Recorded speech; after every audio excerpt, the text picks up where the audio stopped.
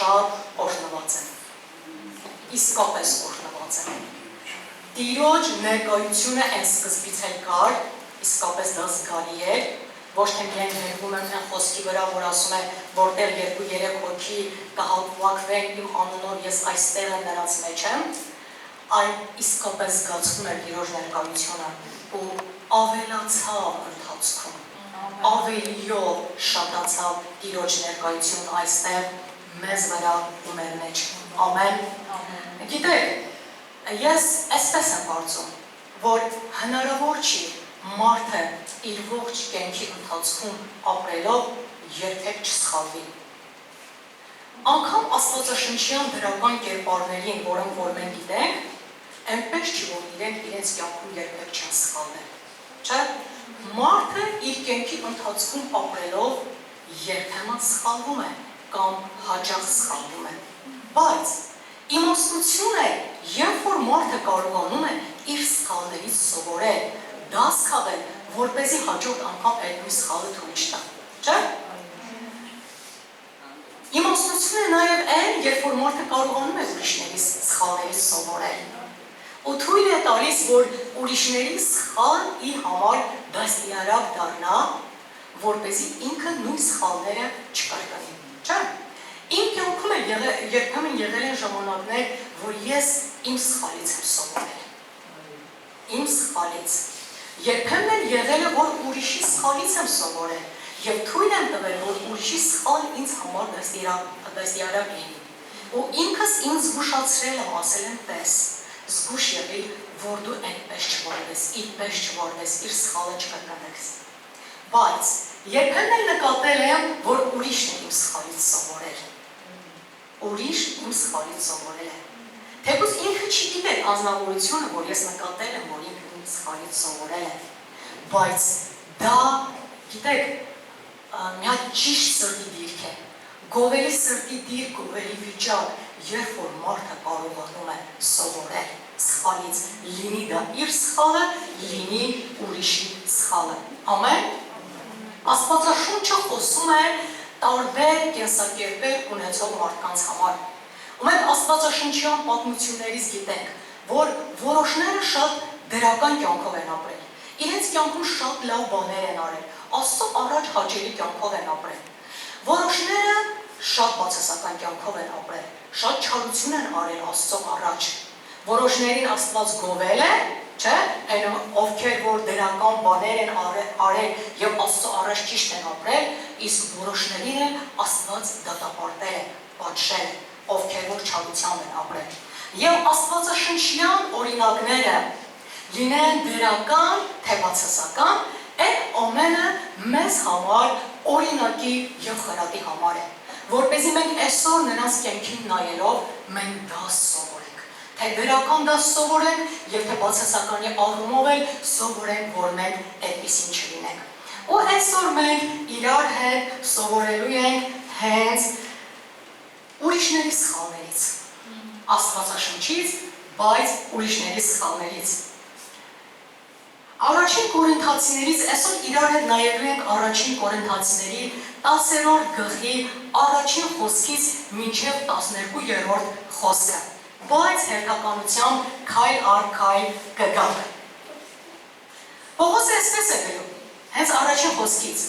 չենք կամենում եղբայր, որ չգիտենաք, թե մեր հայրերն ամենն էլ անպիտակն էին, եւ ամենը ծովի միջով անցան, եւ ամենը Մովսեսով մկրտվեցան անկումը եւ ծովումը, եւ ամենն էլ նույն հոգեվոր կերակուրը կերան, եւ ամենն էլ նույն հոգեվոր խմելիքը խմեցին, որովհետեւ այն հոգեվոր վեմիցն էին խմում, որ գնում էր նրանց հետ, եւ այն վեմն է Քրիստոսը։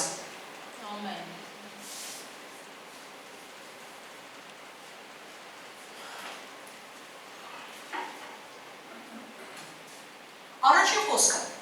մեր հայրերն ամենն էլ անպիտակն էին։ Պողոսն ու շարունակության մեջ ասում մեր հայրերն ամեն անպիտակն էին եւ ամենը ծովի միջովը անցան, չէ՞։ Պողոսն այստեղ խոսում է Իսրայելի Եգիպտոսից դուրս գալու մասին, թե ինչպես է Աստված նրանց ուղեկցում իրենց ճանապարհի ողջ ընթացքում։ թե ամբիսյունով, թե կրակիսյունով, թեկուզ մենք այստեղ կրակիսյունը չենք տեսնում գրված չէ, որովհետև Պողոսը այլ բաներ հաշվի արել, դրա համար միայն ամպնագրել ու դրանից հետո էլ ծովի միջով անցնելը։ Աստծո կենդանի և շոշափելի ներկայություն իրենց հետ է, Աստծո ամպը ծածկել է իրենց,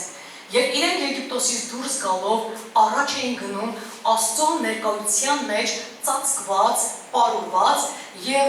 Աստծո զորությունն է, որ Կարմիր ծովը նրանց համար ճեղքեց, երբ որ Փարավոնի զորքը ընկած էր Իսրայելի ետևից։ Հիմա, երբ որ Իսրայելը Եգիպտոսից դուրս եկավ Աստծո այցելությամբ, հետևանքը սա եղավ, որ Իսրայելը Աստծո ներկայության և ճանաչողության մի նոր փորձառություն ձեռք բերեց, որովհետև Իսրայելը մինչև այդ Աստծուն այդպես չէր ճանաչում։ Իսրայելը նախկինում այդ կերպ Աստծուն չէր վայելել, չէր ճաշակել։ Երբեք Աստծո ներկայության ամպը չէր տեսել, երբեք կրակը չէր տեսել, չէ, երբեք ծովի ճեղքվելը չէր տեսել։ Անգամ ինքը Իսրայելը Աստծո ձայնը, լսելի ձայնը չէր լսել, այն որ Աստված սարի վրա խոսում է ու ժողովուրդն էլ երկյուղ ապրեց, հետո Մովսեսին ասեց ավելի լավ է դու գնա, թող Աստված քեզ հետ խոսի եւ ինչ որ ինքը կխոսի, դու կգաս, մեզ կասես եւ մենք այդպես էլ կվարվենք։ Երբ որ իրենք Եգիպտոսից դուրս եկան, Իսրայելի Աստված ճանաչողության մակարդակը փոխվեց ու ավելի բարձրացավ։ Հիմա այսօր էլ ես ու դու ենք աշխարհից դուրս ենք եկել Աստծո հպումով, չէ՞, Եգիպտոսը աշխարհը դուրս ենք եկել։ Ու գիտենք, որ Աստված միշտ մեզ հետ է, որովհետև Հիսուսն էլ ասել է, ահա ես ձեզ հետ եմ մինչև աշխարհի վերջը։ Ամեն օր ես միշտ ձեզ հետ եմ։ Մենք գիտենք, որ Աստծո ներկայությունը մեզ չի լքում, բայց այսպես եմ կարծում, որ մենք այսօր Իսրայելի պես կարիք ունենք Աստված ճանաչողության մի նոր մակարդակի։ Աստծուն ճաշակելու ավելի բարձր մակարդակում, ավելի ճանաչելու, Աստծո ներկայության մի նոր փորձառության կարիքն ունենք, որովհետև ինչպես որ այն ժամանակ իրենց համար շոշափելի է, տեսանելի է, այսօր էլ ես ու դու դրա կարիքն ունենք, որ բացի այն որ գիտենք, որ Աստված մեզ հետ է, հավատում են, որ ինքը մեզ հետ է, որովհետև ինքն ասել է, բայց կարիք ունենք Տիրոջ շոշափելի և կենդանի ներկայություն, նրա վառող, նրա ջերմ, նրա փոխող, նրա մատակարարող, նրա ապրեցնող և պաշտպանող գերբնական ներկայությունով, որովհետև իսկապես Աստծո ներկայությունն է, որ մեզ պահում է, ապրեցնում է, ինչպես որ Իսրայելին պահեց, պաշտպանեց և կյանք տվեց։ Եթե Տիրոջ ներկայությունը չլիներ Իսրայելի հետ, եթե Տիրոջ ներկայությունը չուղեկցեր նրանց ողջ ճանապարհի ընթացքում, Իսրայելը որպես ազգ չէր գոյատևի, որովհետև նա բազմաթիվ թշնամիներ ուներ, բազմաթիվ բախումներ ուներ և բնաջինջ կլիներ, կամ շատ փոքրատիպ քանակությունով իրանք կամանային։ Այսօր ես ու դու, թող որ ավելի ու ավելի փափագենք Տիրոջ կենդանի ու շոշափելի ներկայությամբ, որովհետև Տիրոջ ներկայությունն է, որ ինձ ու քեզ կփոխի, և Տիրոջ ներկայության մեջ լինելով է, որ մենք նմանվում ենք իրեն, ինչքան որ ճանաչում ենք Աստծուն, այնքան նմանվում ենք իրեն, դրա համար թող այսօր իմ ու քո Աստծո ճանաչողության մակարդակը փոխվի, ու հնարավոր չէ, որ մարդը Տիրոջ ներկայությունը ճանաչի, ճաշակի ու նրա կյանքը չփոխվի կամ ինքը չփոխվի։ Եթե այսօր ես ու դու ունենք փոխվելու տեղեր, միգուցե պատճառներից մեկը այն է, որ միշտ չի, որ մենք Տիրոջ ներկայության մեջ կամ կարծես թե Տիրոջ ներկայությունը ինչ-ինչ պատճառներով մեր կյանքում պակասել է, միգուցե ամբողջ ենք այդ հարցում, բայց այսօր այդ փափագը, այդ ծարավը մեր մեջ ավելանա, որպեսզի մենք ցանկանանք Տիրոջ կենդանի շոշափելի գերբնական ներկայության։ Ամեն։ Երկրորդ խոսքում այսպես է ասում, և ամենը Մովսեսով մկրտվեցան ամպումը և ծովումը։ Այն որ իրենք ամպի տակն էին և ծովն անցան, այստեղ արդեն խոսում է, որ իրենք մկրտվեցին ամպումը և ծովումը։ Մկրտվեցին, ընկղմվեցին, սուզվեցին, ամպի մեջ եւ անցան ծովը, գնացին ծովի միջով։ Մկրտվել նշանակում է սուզվել, հունարեն բոպտիզո բառն է, որը նշանակում է ընկղմվել, սուզվել, եւ Իսրայելը հենց ընկղմված, ծածկված էր Աստծո ամպով ու ծովի միջով անցավ։ Գիտեք, սա խորհուրդն է Սուրբ Հոգու եւ ջրի մկրտության։ Ամպը Սուրբ Հոգու խորհուրդն է։ Մենք գիտենք, որ Սուրբ Հոգին տարբեր խորհուրդներ ունի, ինչպես քամի, կրակ, անձրև, ջուր, խաղաղություն, չէ՞, ու իր խորհուրդներից մեկը ամպն է։ Իսրայելը մկրտված էր Աստծո ներկայության մեջ, ընկղմված էր ամպի մեջ։ Այսօր ես ու դու ենք, որպես Եգիպտոսից դուրս եկած անհատներ, վերստին ծնված հավատացյալ մարդիկ, մկրտված Սուրբ Հոգով, որպես եկեղեցի, որպես Աստծո սերունդ,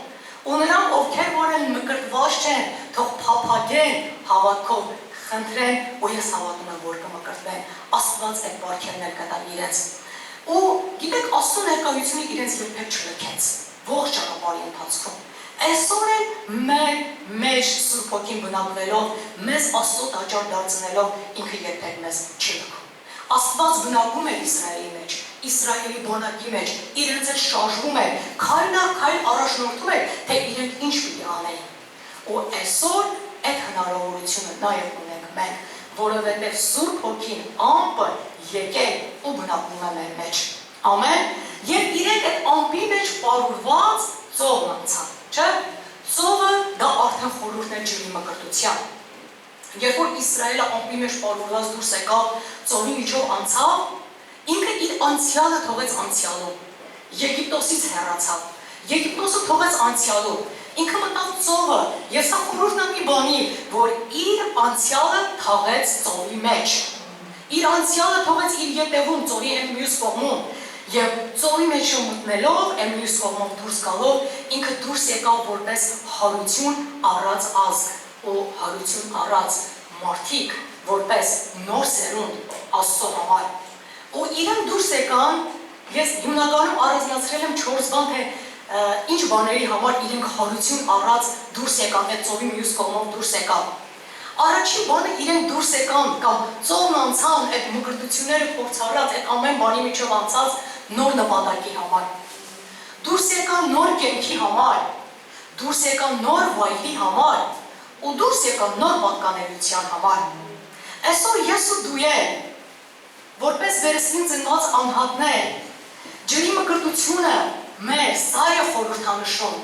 որ մեր հին մարդը, մեր անցյալը սուզում ենք, թողնում ենք ջրի մեջ, թաղում ենք ջրի մեջ եւ հարություն ենք առնում Աստծո համար, որպես նոր սերունդ, եկեղեցի եւ որպես անհատներ, նոր նպատակների համար, նոր կյանքի համար, նոր վայրի եւ նոր պատկանելիության համար։ Իսրայելի նպատակն այսուհետ սա է Եգիպտոսից դուրս գալու համար,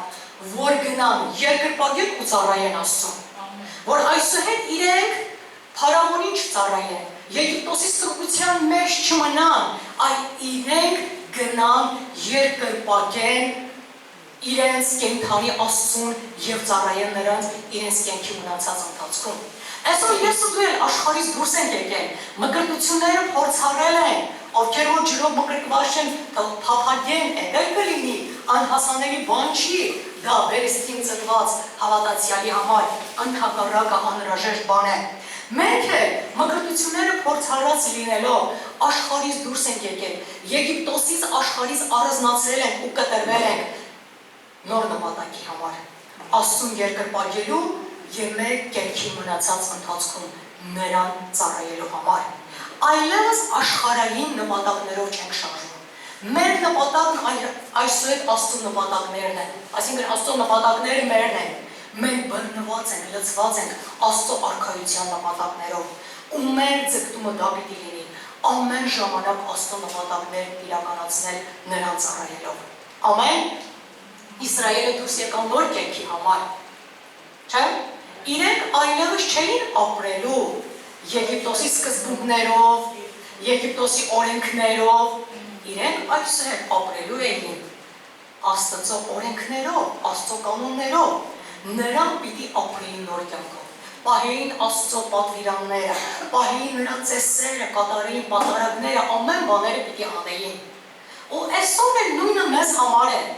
Մենք աշխարհից դուրս ենք եկել, որպեսզի այլևս աշխարհի կյանքով չապրենք,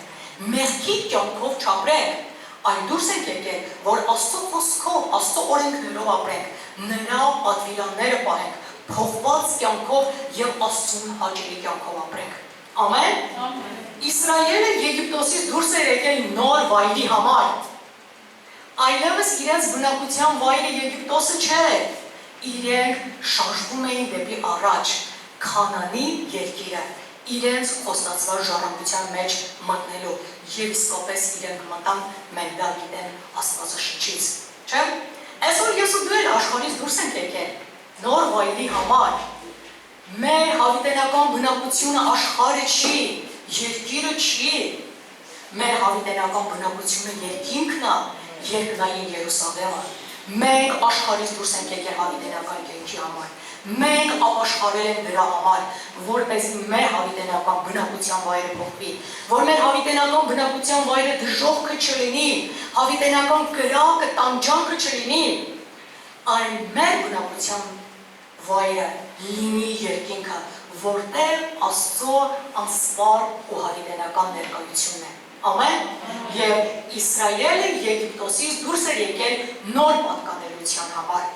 Իրենք այլևս չէին պատկանում փարավոնին, փարավոնի իշխանությանը, փարավոնի թագավորությանը,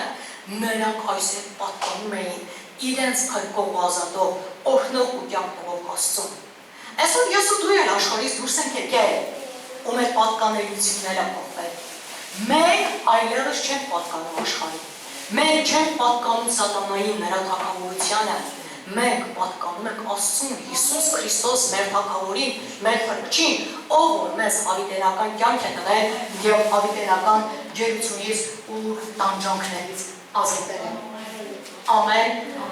Թող որ ավելի մենք մնանք մեր կոչման մեջ, այն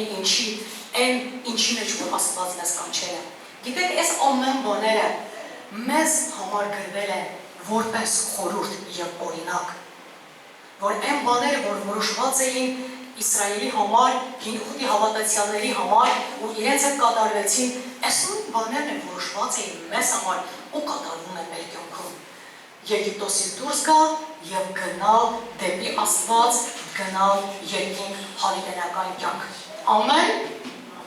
Խոսքի շարունակության մեջ այսպես է ասում, այն որ Աստծո ներկայությունը իրենց ծածկած տանում էր, ամպումը ու ջրումը մկրտել էին, երրորդ խոսքի մեջ, երրորդ չորրորդ խոսքի մեջ այսպես է ասում. Եվ ամենը նույն հոգևոր կերակուրը կերան, եւ ամենը նույն հոգևոր խմելիքը խմեցին, որովհետեւ այն հոգևոր վեմիցն էին խմում, որ գնում էր նրանց առաջից, եւ այն վեմն է Քրիստոսը, չէ՞։ Ամենը հոգևոր կերակուրը կերանին ու հոգևոր խմելիքը խմեցին։ Սա խոսում է նրա մասին, որ Աստված իր ժողովրդի համար հոգ է տանում։ Աստված իր ժողովրդի կարիքների համար հոգ է տանում, նրանց կերակրելու, նրանց քաղցը հագեցնելու եւ ծարավը հագեցնելու։ Նույն հոգևոր կերակուրը ամեն առավոտ երկնքից մանանա էր թափվում նրանց համար, որպեսզի նրանք ուտեն եւ իրենց սովը հագենա, իսկ վեմից ջուր բխեց, որպեսզի նրանց ծարավը հագենա։ Ու այսօր մանանան խորհուրդն է Հիսուս Քրիստոսի, մանանան խորհուրդն է երկնքից իջած հացի Հիսուս Քրիստոսի մեզ համար դա, մեզ համար։ Ու այն վեմը եւ վեմից բխած ջուրն է դա խորհուրդն է Հիսուս Քրիստոսի, հենց այստեղ էլ կարդացին, որ այդ վեմը Քրիստոսն է։ Ու գիտեք, ասում են, գրված է, որ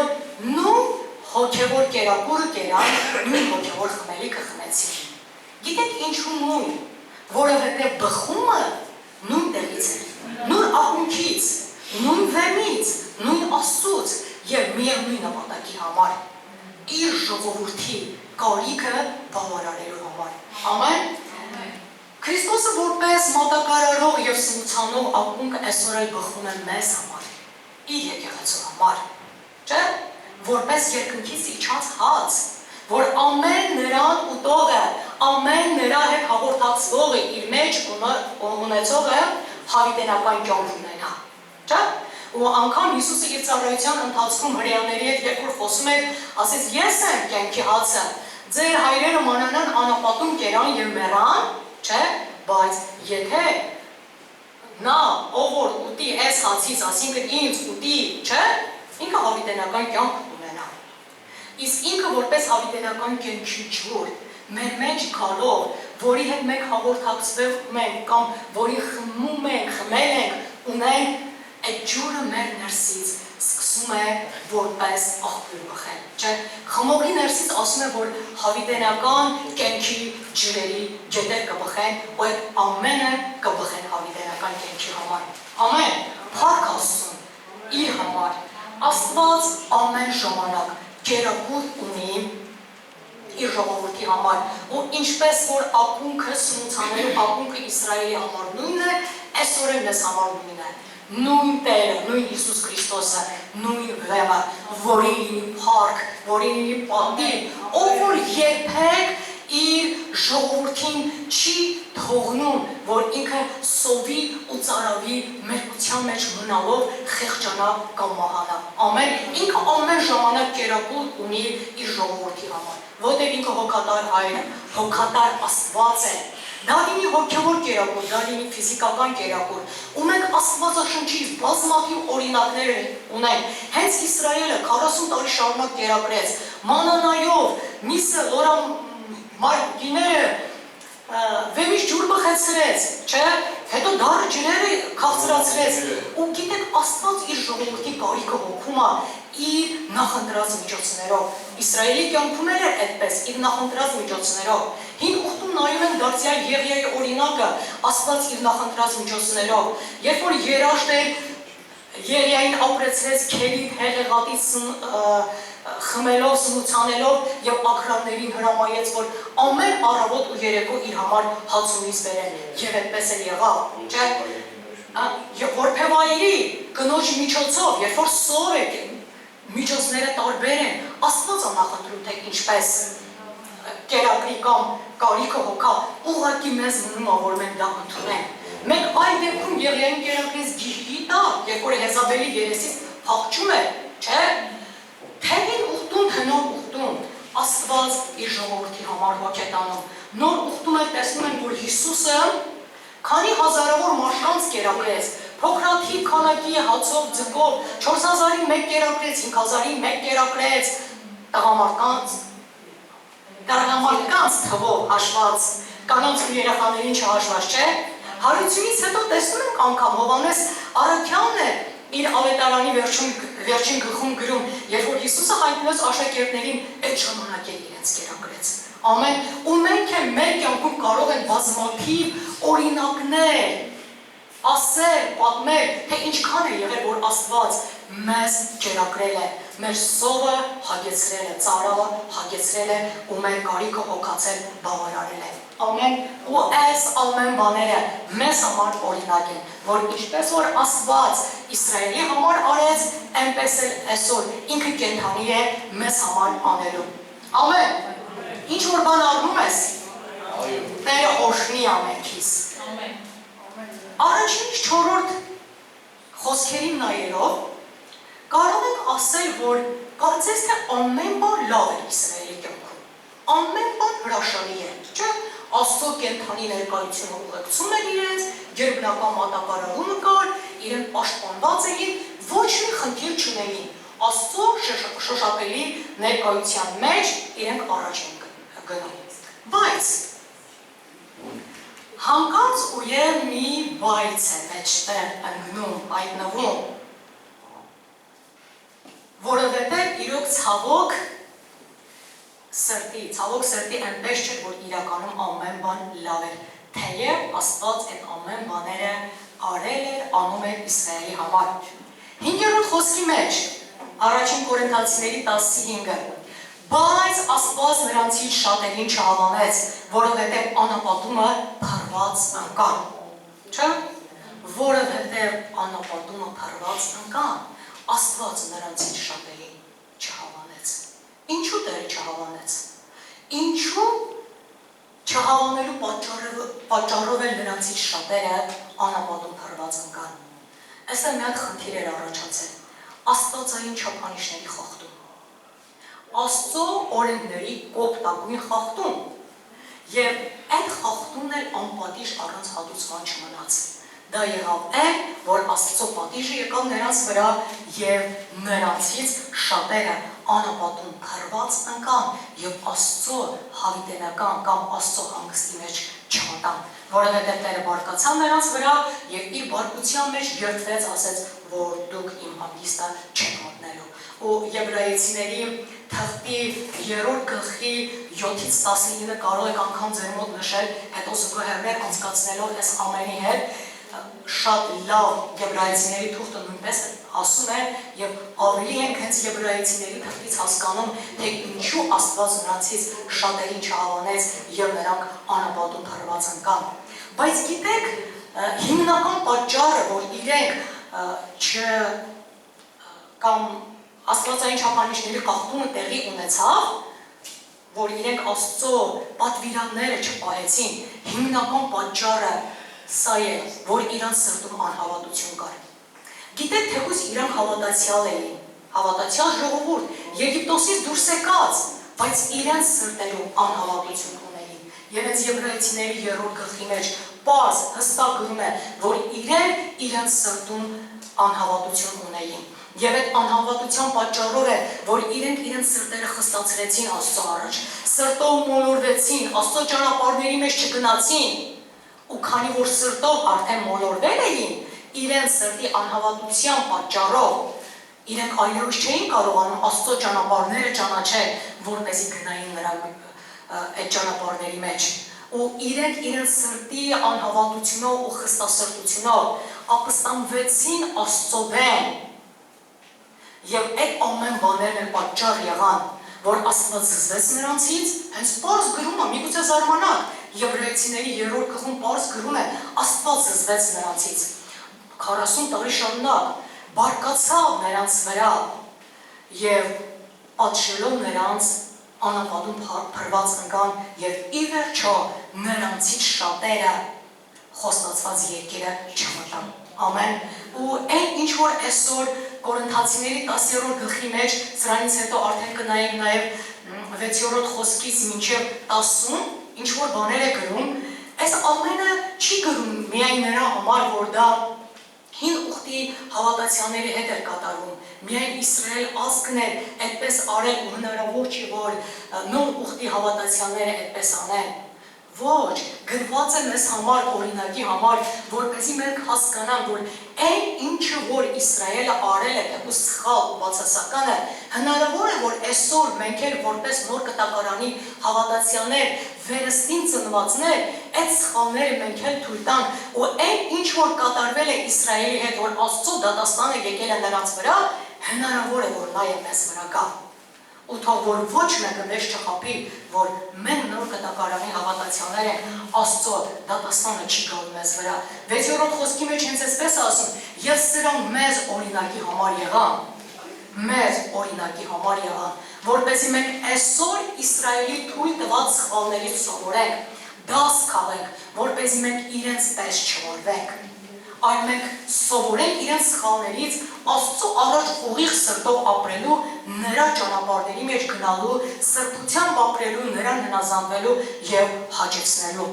Ու ուզում եմ, որ շարունակենք, տեսնենք, թե ինչ դասեր է, որ մենք պիտի սովորենք իրենց սխալներից, ինչ մեղքեր է, որ իրենք գործեցին, որ հնարավոր է այսօր նոր կտակարանյան հավատացյալներ թույլ տա։ Ու 6-րդ խոսքի շարունակության մեջ ասում եմ, որ մենք չար բաների ցանկացող չլինենք, ինչպես նրանք ցանկացան։ Գիտեք, թվոց գրքի մեջ գրում է, որ իրենց մեջ խառնիճաղանջ բազմությունը շատ ցանկացավ։ Իրենք այդ մարմնավոր ցանկություններով լցված էին։ Դրա համար անդալ եկան Մովսեսի դեմ ու սկսեցին խոսել, բողոքել։ Իրենք իրենց Եգիպտոսի սոխը, սխտորը, պարասը, ձկները, կացաները, մսորլիքը դրանք էին հիշել։ Ու ասում որ իրանք դա անելով դարձան համարվեցին չար բաների ցանկացողներ։ Եթե այսօր ես ու դու ենք շարունակում մեր սրտին տալ մարմնավոր ցանկությունների, իսկ մարմինը լավ բան չի ցանկանում, մարմնավոր ցանկությունը դա Աստծուց ծնված ցանկություն չի, այդ դեպքում մենք էլ կլինենք չար բաների ցանկացողներ, ու Պողոսը մեզ հորդորում, խրատում, սովորեցնում է, որ մենք էլ իրանց պես չլինենք։ Եթե մենք այսօր կարողանում ենք հոգևոր բաները փոխել մարմնավոր բաներով կամ վերինները վարիններով, երկրավորներով, ու եթե մենք այսօր մեր սրտում ունենք ոչ Աստծո նպատակներից, ծրագրերից բխած մարմնավոր ցանկություններ, դրանց համար Աստվածաշունչը ասում է չար բաներ ցանկանալ։ Կամ միգուցե թեկուզ ինչ-որ մեկի համար չար, վատ, բացասական բաներ ցանկանալ։ Գիտեք ինչքան ցավալի է, որ երբեմն տեսնում ես հավատացյալը ինչ-որ մեկին չար բան ցանկանում, չարիք, կորուստ։ Այդ չեմ ասում, եթե հանկարծ ու անիծում անում։ Գիտեք, մենք ենք նոր կտակարանի վերստին ծնված հավատացյալներս, որը ցավալի է։ Ու այսօր մենք սովորում ենք այս դասը Իսրայել ազգից, Իսրայելի սխալներից, որ իրենց պես չար բաների ցանկացող չլինենք։ Ամեն, ու գիտեք սա իր հատուցումը ուներ, դրանից հետո Աստված իրենց պատժել է այդ չար բաներ ցանկանալու համար։ 7-րդ խոսքի մեջ այսպես է ասում. Եվ կռապաշտ մի լինեք, ինչպես նրանցից ոմանք,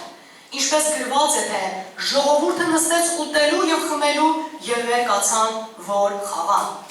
Եվ կռապաշտել մի լինեք, կռապաշտ մի լինեք, այսինքն նախապատվություն Աստծուց բացի այլ բաների մի դուր, կուրքը մենակ այն չի, որ մենք եք Իսրայելի պես հորդը սարքենք, պաշտենք, գնանք նկարի առաջ պաշտենք, թալիսման ունենանք, մեր մոտ պահենք, ասենք սա է մեր հաջողության աղբյուրը, չէ, ոչ, այն ինչին, որ մենք նախապատվություն ենք տալիս, մեր կյանքում, մեր սրտում ավելի շատ, ավելի մեծ, ավելի բարձր տեղ ունի, քան Աստված, քան Քրիստոսը, ով մեզ փրկել է աշխարհից, նշանակում է դա մեզ համար կուրք է ու կռապաշտությունը բացություն է։ Եզեկիելի 8-րդ գլխի մեջ Աստված Եզեկիելին ցույց է տալիս Իսրայելի կռապաշտությունը, թե ինչպես էին իրենք Աստծո տաճարի մեջ կուրքեր դրած պաշտում, եւ Աստված այդ կռապաշտությանը կոչում է պղծություն։ Ասում է արի տես Իսրայելի գերշ պղծությունները, Իսրայելի մեծ պղծությունները, Աստված հենց պղծություն է համարում կռապաշտությունը։ Եվ կռապաշտությունը պղծություն լինելով հանդերձ պղծում է մարդու ողջ էությունը։ Որովհետև կռապաշտությունը դա սրտի մեջ տեղի ունեցող, հոգում տեղի ունեցող պաշտամունք է, կամ հոգուց բխած պաշտամունք, որը դրսևորվում է մարդու շնչի և մարմնի միջոցով, այսինքն մարդու մտքի, կամքի, զգացմունքների և մարմնի միջոցով, ու այդպես ապականում է, պղծում է մարդու ողջ էությունը։ Ինչպես որ մենք գիտենք, ճշմարիտ աստվածպաշտությունը սրբում է մարդու ողջ էությունը, որովհետև ճշմարիտ աստվածպաշտությունը դա մարդու հոգում տեղի ունեցող պաշտամունք է, որը դարձյալ դրսևորվում է շնչի և մարմնի միջոցով, և շնչի ու մարմնի միջոցով դրսևորվելով մարդու էությունը սրբում է։ Կռապաշտությունը պղծում է մարդու ողջ էությունը։ Իսկ Թեսաղոնիկեցիների, առաջին Թեսաղոնիկեցիների 5:23-ի մեջ Պողոսը այսպես է գրում. ձեր բոլոր հոգին, շունչը և մարմինը անարատ պահվի մինչև մեր Տեր Հիսուս Քրիստոսի գալը։ Իսկ երկրորդ Կորինթացիների 7:1-ում էլ ասում է մեր անձերը սրբենք հոգու և մարմնի ամեն պղծությունից։ Ամեն կռապաշտությունը պղծություն է, հոգու պղծություն, որը անսուրբ է դարձնում մարդու թե շունչը, թե մարմինը։ Կռապաշտությունը նաև մի բան է, որ Աստծուն հեռացնում է մարդուց։ Երբ որ Աստված Եզեկիելի հետ խոսում էր նույն 8-րդ գլխում, ասում է Իսրայելն այդպես է անում այստեղ դիտավորյալ մտածված, որ ես հեռանամ իմ սրբարանից։ Կռապաշտությունը օտարություն ու բաժանում է բերում մարդու և Աստծո միջև, որովհետև դա հոգևոր դավաճանություն է։ Դա նշանակում է Աստծուն փոխել մենք այլ բանով։ Ինչպես որ մարդու կին փոխհարաբերությունների մեջ, երբ որ կա դավաճանություն, դա օտարություն է բերում իրանց մեջ, հեռացնում է իրարից եւ վերջապես հասցնում է բաժանության։ Բայց այսօր ես ու դու որպես Աստծո տաճար, չէ, մենք կանչված ենք, որ այս տաճարի մեջ միայն Աստված իրի եւ կուրքը կամ կռապաշտությունը տեղ չունենա։ Ոչ մի բանի առավելություն, նախապատվություն չտանք բացի Աստծուց, որովհետև Տերը բնակվում է մեր մեջ։ Ինքը մեզ իր համար դարձրել է Սուրբ Հոգու տաճար, ու եթե մենք այս տաճարի հետ ճիշտ չվարվենք կամ այս տաճարում կռապաշտություն թույլ տանք, կռապաշտությանը տեղ տանք, դա իր հատուցումն է ունենալու։ Եվ սրանից հետո մենք տեսնում ենք այս կռապաշտության պատճառով իրանք պատժվեցին Իսրայելը եւ Կորինթացիների, առաջին Կորինթացիների 3:16-17-ում, երբ որ Պողոսը խոսում է, որ մենք Սուրբ Հոգու տաճար ենք, 17-ի մեջ այսպես է ասում. Եթե մենք Աստծո տաճարն ապականե, նրան էլ Աստված կապականե, որովհետեւ Աստծո տաճարը սուրբ է, որ դուք եք։ Աստված կապականե, այսինքն Աստված կպատժի, եթե մենք այս տաճարը ապականենք այս տաճարի հետ ճիշտ չվարվենք կամ փորձենք Աստծո հետ ինչ-որ մեկին էլ սենց տեղ տանք, զուգահեռ տանել, չէ, այդպես չի լինում, ամեն բանի մեջ Տերը պիտի լինի տիրողը և թագավորողը, և այս տաճարի մեջ ամեն առումով պիտի հավատարմություն լինի առ Աստված։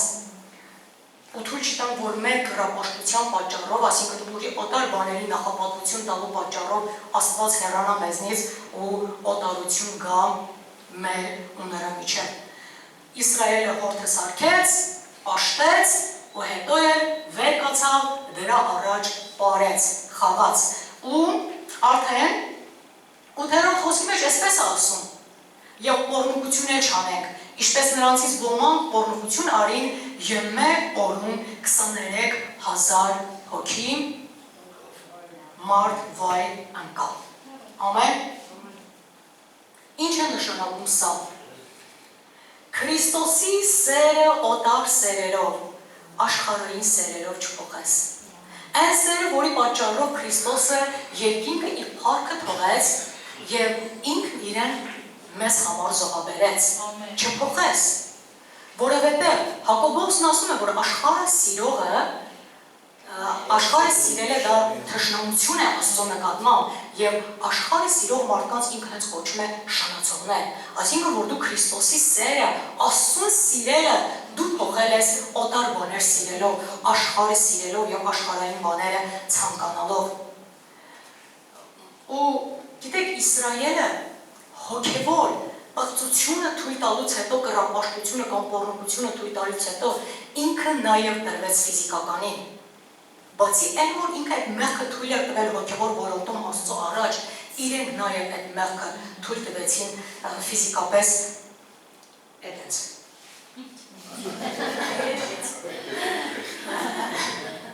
Ինչու համար է համարվում, որ ասում եմ Քրիստոսի սերը օտար սերերով չփոխես, որովհետև մարդը ինչ կամ ում սիրում է դրան նվիրում է։ Սերը իրենից նվիրում է պահանջում։ Սերը նվիրում է պահանջում։ Սիրես աշխարհը կնվիրվես աշխարհին։ Սիրես ինչ որ մեկին կնվիրվես իրեն, չէ, սիրես Աստծուն կնվիրվես իրեն։ Եթե Քրիստոսը իրեն նվիրեց մեզ, իր բարեկամների համար իր անձը դրեց, այսօր էլ փոխադարձը մեզնից է սպասում։ Իր նոր կտակարանյան հավատացյալներից եկեղեցուց է սպասում։ Իսկ մենք դա կարող ենք անել այն ժամանակ լիակատար կերպով նվիրված Քրիստոսին, երբ որ մենք մեր ամբողջ սրտով սիրենք նրան, մեր ամբողջ հոգով, մտքով եւ զորությունով։ Ամեն։ Ամեն։ Տերը օրհնի ամենքից։ Օրհնությունն է նույնպես իր պատիժն ունեցավ, հատուցումն ունեցավ։ Աստված իր աչքերը չփակեց դրա վրա եւ հենց ասում է մի օրվա մեջ 23,000 հոգի վայր եկա։ Գիտեք, դա լուրջ թիվ է։ Եկեք այսօր ես ու դու մեր անձերը սրբենք ամեն տեսակի մեղքերից, լինի կռապաշտությունը, լինի հոգևոր պոռնոգությունը, թե ֆիզիկականը, մեզ վայել չէ նման բաներին, նման բաները մեզ վայել չեն, ցավոք սրտի երբեմն նման բաներ տեղի են ունենում։ Պողոս առաքյալը Թեսաղոնիկեցիների, առաջին Թեսաղոնիկեցիների 4:3-ի մեջ այսպես է գրում, որովհետև սա է Աստծո կամքը, ձեր սրբությունը, որ դուք ետ կենաք պոռնկությունից, և ձեզանից ամեն մեկը գիտենա իր անոթը պահել սրբությամբ և պատվով։ Ինչու ետ կենանք, ինչու պահենք, ինչու է Աստծո կամքը մեզ համար դա, որ սրբությամբ պահենք մեր անոթը, 7-րդ խոսքի մեջ նույն գլխի արդեն այսպես է ասում, Թեսաղոնիկեցիների առաջին, որովհետև Աստված մեզ չկանչեց պղծության մեջ, այլ սրբության մեջ։ Ու ինչի մեջ որ Տերը մեզ կանչել է, եկեք մենք գնանք Տերը մեջ։ Ամեն սրբության մեջ է կանչել, սրբության մեջ գնանք։ Հնազանդության մեջ է կանչել, հնազանդության մեջ գնանք։ Ամեն ու միշտ հասկանալով, որ ցանկացած մեղ իր հատուցումն ունի։ Ամեն։ Հիմա 9-րդ խոսքը առաջին Կորինթացիների 10-րդ գլխի և Քրիստոսին է չփորձենք, ինչպես նրանցից ոմանք փորձեցին և օձերիցը սատակեցին։ Քրիստոսին է չփորձենք։ Դա մեզ համար պատվեր զգուշացում էր։ Իսկ Իսրայելի համար պատվերը հետևյալն էր, քո Եհովա Աստծուն չփորձես։ Ձեր Եհովա Աստծուն չփորձեք։ Թեև մենք իրենց կյանքից, պատմությունից գիտենք, որ իրենք բազմաթիվ անգամ փորձեցին Աստծուն։ Աստծո հրաշքները, Աստծո գործերն իրենց կյանքում տեսնելով, բազմաթիվ անգամ փորձեցին։ Երբ որ իրենց կյանքում ինչ-որ դժվարություն էր հանդիպում, երբ որ ուտելու, խմելու և կարիք ունեին, իրենք նորից դեմ էին խոսում Աստծուն և Մովսեսին։ Դու մեզ հանել ես Եգիպտոսից, Եհովա մեզ բերել է, որ անապատում կոտորվենք, մեռնենք, սպառվենք, չէ, իրենք սկսում էին Աստծո դեմ խոսել։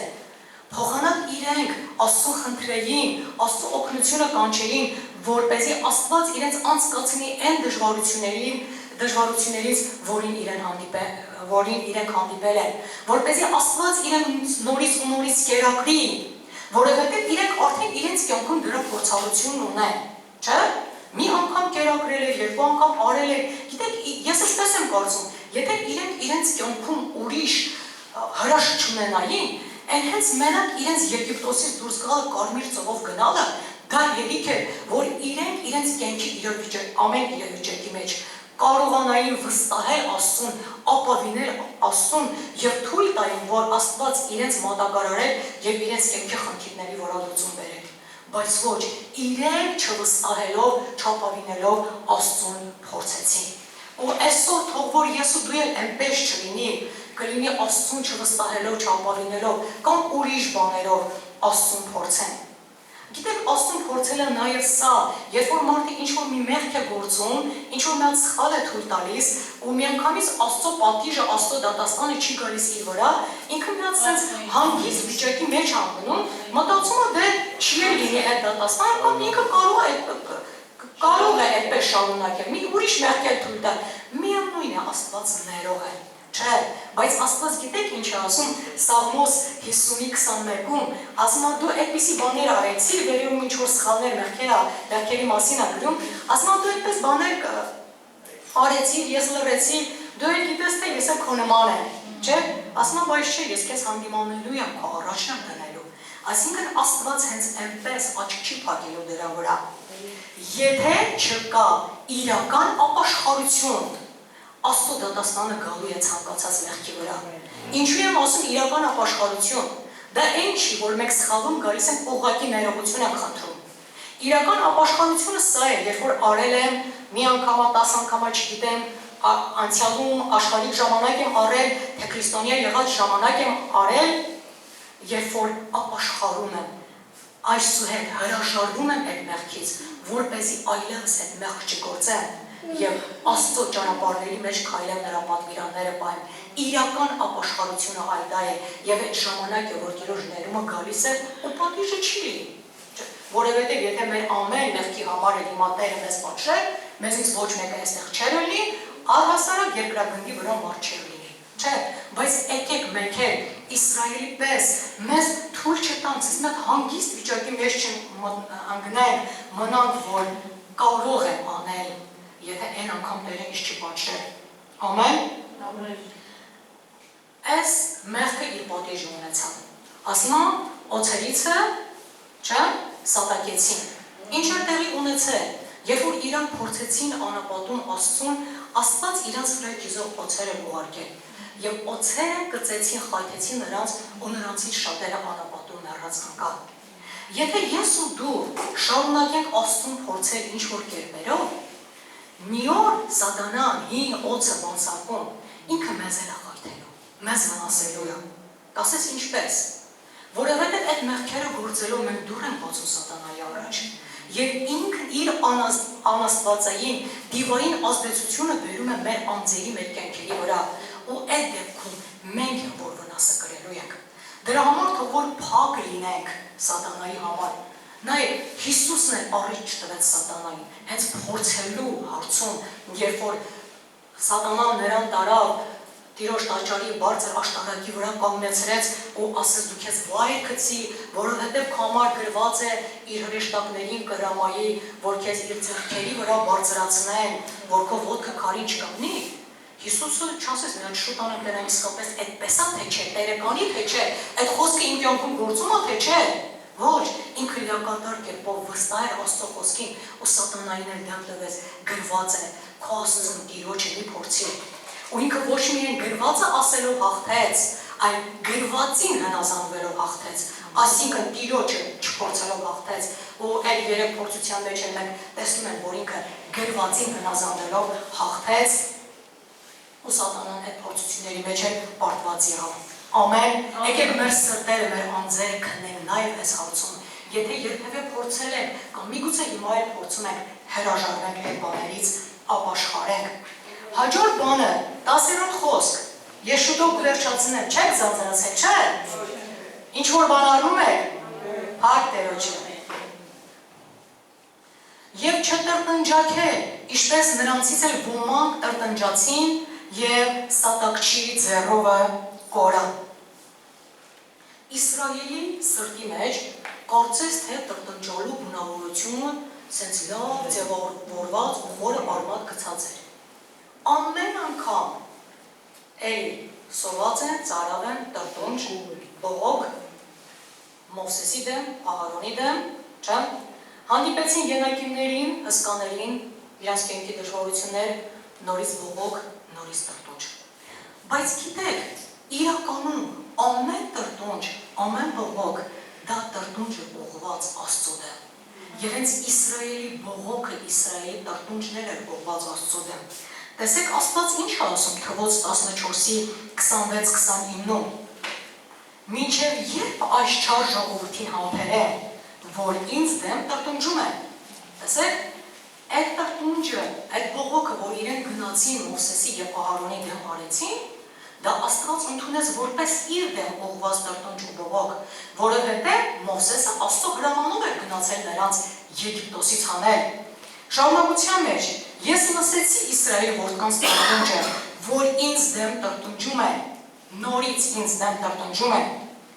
Այս անապատի մեջ կընկնեն ձեր դիակները, որ դուք ինձ դեմ տրտունջացիք։ Տրտունջը մեղք է, որը ունի նաև իր հատուցումը, իր պատիժը։ Ու այսօր Աստծո խոսքը սովորեցնում են, որ չտրտնջանք, լինեն գոհացող, անկախ նրանից կյանքի ինչ իրավիճակների և դժվարությունների մեջ կլինենք։ Սովի միջով կանցնենք, քաղցի, ծարավի միջով կանցնենք, նեղությունները մեր վրա շատ կծանրանան, բայց եկեք, որ մենք Իսրայելից սովորենք, դաս քաղենք, որ իրենց պես չվարվենք։ Ավելի լավ է հավատքով Աստծո երեսը փնտրենք, Աստծո օգնությունը խնդրենք, որ ինքը մեր դժվարությունների միջով մեզ անցկացնի, որպեսզի սոված եմ հաց տա, ծարավ եմ ջուր տա, քան թե որ տրտնջամ ու բողոքեմ ու այդ կերպով ես մեղք գործեմ նրա առաջ։ Ես այսպես եմ հասկանում, որ Իսրայելը հնարավորություն ուներ Աստծուց խնդրելու, բայց ինքը նախընտրեց տրտնջալը։ Ես ու դու ենք որոշում, տրտնջանք թե գոհանանք, տրտնջանք թե Աստծո երեսը փնտրենք, նրան կանչենք և նրան սպասենք։ Ամեն։ Հիմա միգուցե ասես, ամեն բանի մեջ ես ոնց գոհանամ, որովհետև Պողոսն էլ հենց Թեսաղոնիկեցիների թղթի մեջ ասում է ամեն բանի մեջ գոհացեք, որովհետև սա է Աստծո կամքը ձեզ վրա Քրիստոս Հիսուսում։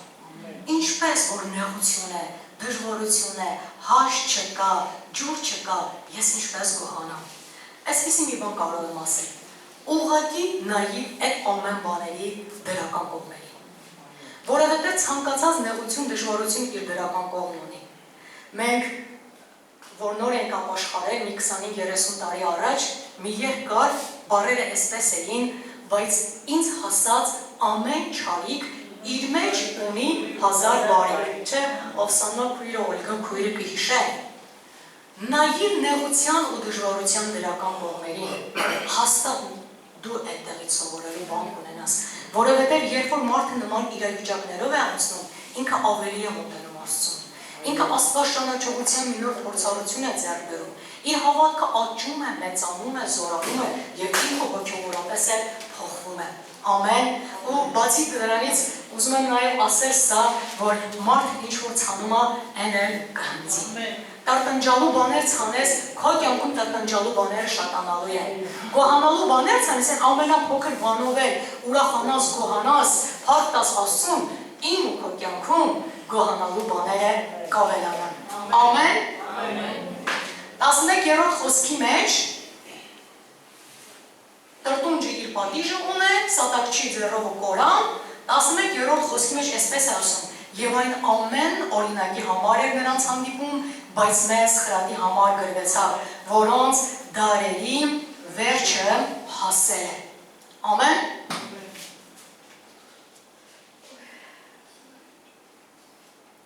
Այն ամեն բաները,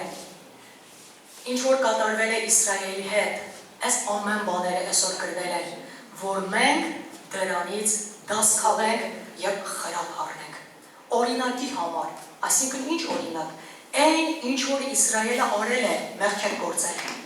եւ Աստծո դատաստանին արժանացել, նույն կերպով էլ այսօր իմ ու հետ քո հետ պատահելու, որպես նոր կտակարանի եկեղեցի կամ քրիստոնյա, այնպես չի, որ մենք կարող ենք հանգիստ այդ մեղքերը թույլ տալ եւ առաջ գնալ։ Դրա համար մեզ համար գրվել է, որ մենք խրատ առնենք, օրինակը ունենանք եւ այդ խրատի պես էլ վարվենք։ Ու արդեն 12-րդ խոսքի մեջ այսպես է գրում Պողոսը. ուրեմն ով որ համարում է թե հաստատ կանգնած է, թող զգուշ լինի, որ վայր չընկնի։ Ինչ նշանակում սա, թող զգուշ լինի, որ վայր չընկնի, որովհետև վայր ընկնելը հաստատուն լինողի համար անխուսափելի չէ, բացի նրանից, որ ցավոտ է լինում, դա անխուսափելի չէ։ Ու մենք ունենք նման տիպի օրինակներ, թե ինչպիսի հավատքի մարդիկ են իրենց բարձրությունից ընկել, ինչպիսի հավատքի մարդիկ են իրենց սրբությունից ընկել, չէ՞։ Դրա համար Պողոսը մեզ ուշացնում է։ Ու գիտեք, այս ամեն մեղքերը, եթե ուշադիր եք նայել, Պողոսը խոսում է առաջին դեմք հոգնածիրով։ Մենք իրեն էլ դնելով այդ ամեն բանի մեջ ու մեզ ամենքից զգուշացնելով, որ մենք իրենցից հին ուխտի մարդկանցից շատ չենք տարբերվում, իրանք էլ էին մարդ, մենք էլ էին մարդ։ Ես ու դու էլ պիտի այսօր զգուշանանք, չմտանանք, չհպարտանանք կամ չմտածենք, ես չեմ ունի, այնքան հաստատում կանգնած եմ, ես այս մեղքը երբեք թույլ չեմ տա, ես այս ինչի կամ այն ինչի պես երբեք չեմ վարվի, չէ, ընդհակառակը, Աստծո խոսքը մեզ զգուշացում է, ասում է թող զգուշ լինի, ամեն, եւ Եբրայեցիների 3:12-ում էլ այսպես ասում, նայեցեք եղբայրներ, միգուցե ձեզանից մեկումը անհավատության չար սիրտ լինի, որ ապստամբի կենդանի Աստվածանից։ Եբրայեցիների թուղթը նորից ու նորից զգուշացնում է, որ մենք զգուշ լինենք, հանկարծ ու եւ չընկնենք մեղքի մեջ, ապստամբության սիրտ չբարձրանա մեզանում։ Ու գիտեք ինչու համար է Պողոսը Կորինթացիներին գրել այս թուղթը։ Ինքը իզուր չէ, որ այս Կորինթացիների եկեղեցուն ա գրել, Կորինթոսում լինող հավատացյալներին։ Կորինթոսի եկեղեցին լեցուն է Տիրոջ շնորհքով, Տիրոջ պարգևներով։ Ու իրենք այս հանգստության, այս արխայնության մեջ էին, որ իրենք ունեն այդքան շնորհ, պարգև, տաղաններ, Աստված իրենց միջոցով գործում է, այսպիսի գերբնական բաներ են տեղի ունենում, որ իրենք կարող են փոխզիջման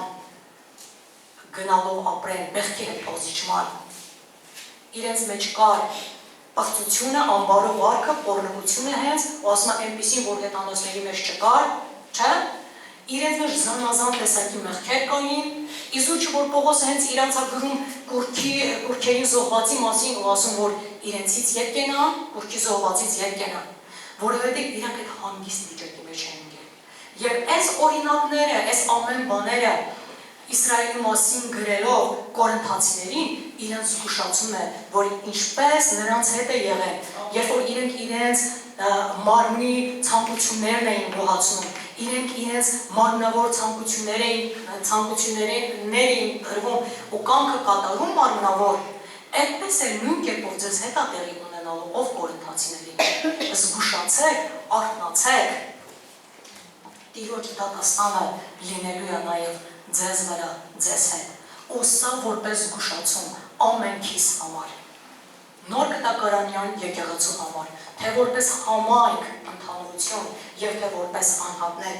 եկեք ես ու դու էլ այսօր, այս ամեն բաներից խրատ առնենք, օրինակ սովորենք, որպեսզի մենք իրանց պես չլինենք ու քաջ իմանալով, որ ինչպես Եփեսացիների 5:5-ում գրում է Պողոսը, որ ոչ մի պոռնիկ կամ պիծ կամ ագահ, որ կռապաշտ է, ժառանգություն չունի Քրիստոսի և Աստծո արքայության մեջ։ Աստված երբեք չի հանդուրժելու մեր կռապաշտությունը, մեր ամբարովարքը և ցանկացած մեղք, եթե չկա իրական ապաշխարություն և չկա կյանքի փոփոխություն։ Ամեն, թող Աստված օրհնի մեզ։ Աստված այն բոլոր լավ դրական բաներն արել է մեզ հետ, որ գրված է առաջինից 4 խոսքերի մեջ, ինչպես Իսրայելի հետ է արել, ու այսօր եկեք մենք էլ Իսրայելի սխալները, մեղքերը թույլ չտանք, այլ մեր անձերը խոնարհեցնենք Աստծո առաջ և գնանք իր ճանապարհների մեջ։ Ու թող Աստված բոլորիս օրհնի, մեր հետագա կյանքի ընթացքը լինի ավելի սրբությունով, ավելի զորությունով, չէ, ավելի Աստծո ներկայության լեցունությունով և մի նոր Աստված ճանաչողությունով։